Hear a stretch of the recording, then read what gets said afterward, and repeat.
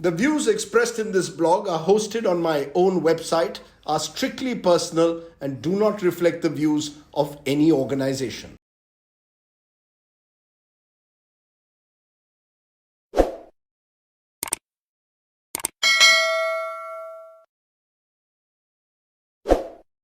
Hello and welcome friends once again to Straight Bat, my weekly video blog where, as the title suggests, I comment with a straight bat.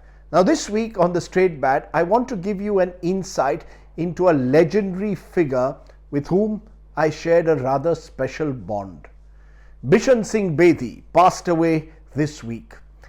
The former India cricket captain, the Sardar of spin, an anti-establishment hero.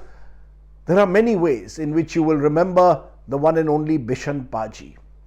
There's been lots written on him about his cricketing exploits, but I would remember him today on this blog for what he taught me about life off the field. And I will tell you stories perhaps that are unheard about the great Bishan Paji. Paji was my father's friend. He and my late father Dilip Sardesai played for the Indian cricket team together. They were part of the same team that won a famous series in 1971 in the West Indies and then again in England. They even once had a 60-run partnership for the last wicket in the West Indies when they helped India avoid the follow-on. For a long time, it was a record last wicket partnership. I often wondered how my father and Bishan Paji would have run between the wickets. You see, both of them were rather on the stocky side and not the greatest runners between wickets. When I asked my father about it, he laughed. "Arey, we had a lot of fun, just hit more boundaries and took less singles." Now Bedi, like many of his generation, lived life king size. I once had him and another Indian cricket legend, Farooq Engineer, come to my house for dinner. I think it was in 2013, 10 years ago. I had brought some fine single malt scotch which I thought they would like.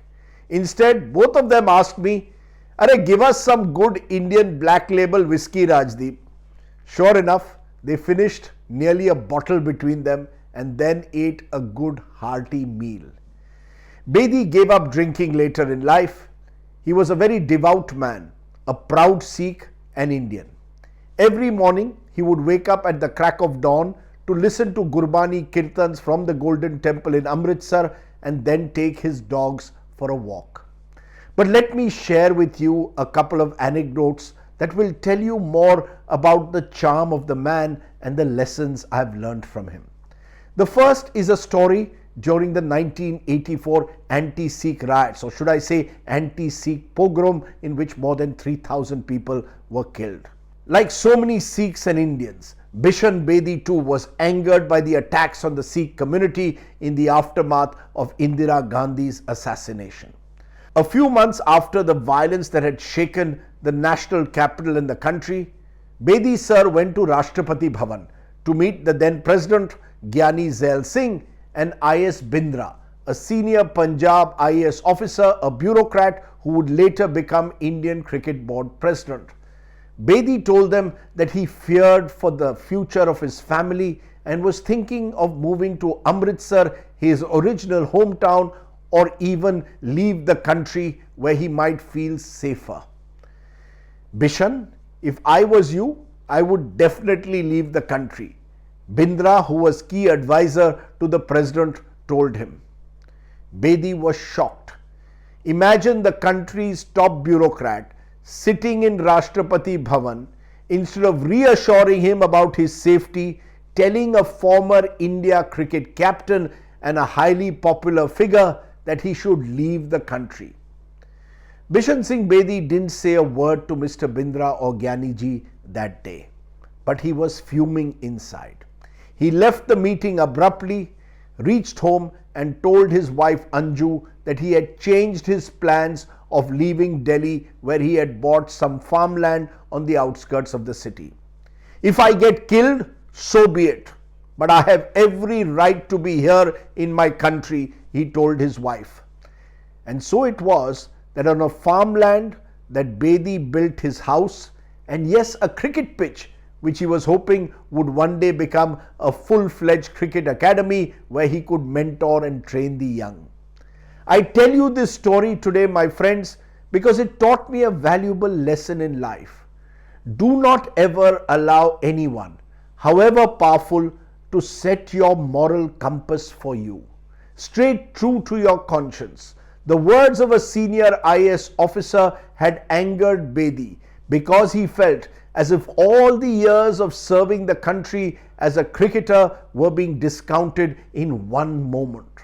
Bedi was a proud Sikh, but he was a patriot.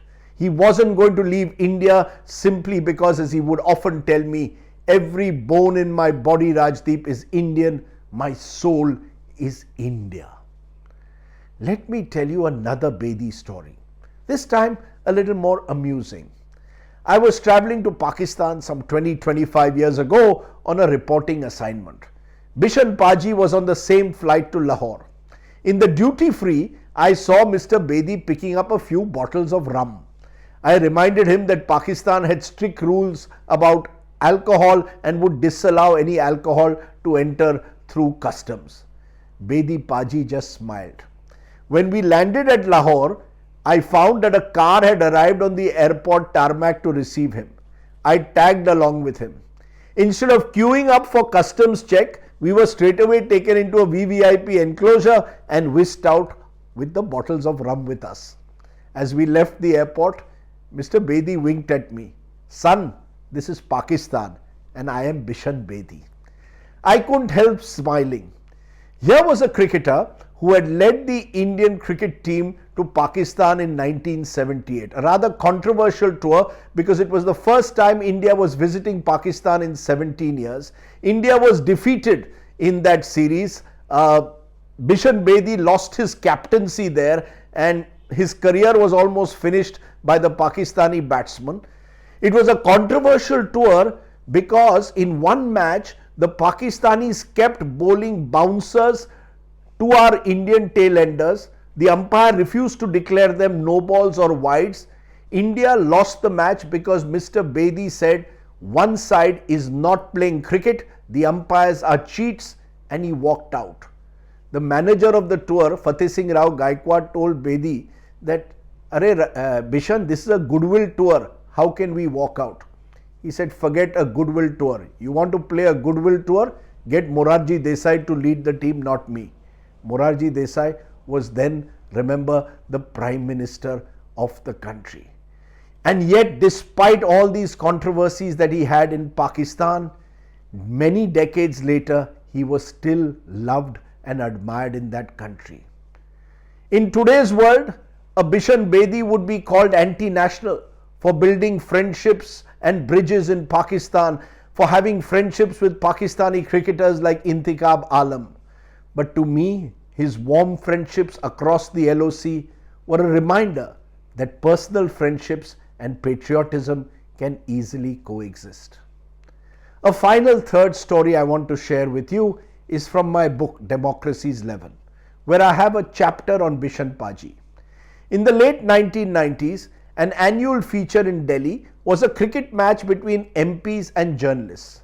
The MP's 11 was led by Madhav Rao Scindia, who took his cricket very seriously and was determined to beat the journalist team.